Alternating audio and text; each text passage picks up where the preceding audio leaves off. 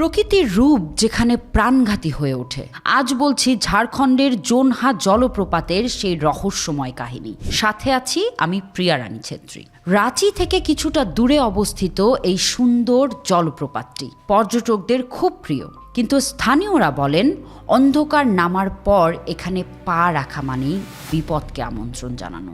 কথিত আছে এখানে বহু মানুষের হয়েছে এবং তাদের আত্মারা আজও মুক্তি পায়নি। অনেকে দাবি করেছেন যে জলপ্রপাতের ঝড়ঝড় শব্দের আড়ালে মাঝে মধ্যে এক অপূর্ব মিষ্টি সুরের গান ভেসে আসে। যারা সেই গানের টানে জলের কাছে এগিয়ে গেছেন তারা নাকি আর কোনোদিন ফিরে আসেনি। স্থানীয়দের বিশ্বাস এখানে বাস করে বন দেবীর এক অভিশপ্ত রূপ, যে রাতের বেলা পথচারীদের ভুল পথে নিয়ে যায়। একদল পর্যটক একবার পাহাড়ের ওপর থেকে দেখছিল নিচে জলের ওপর কেউ অলৌকিকভাবে হেঁটে বেড়াচ্ছে।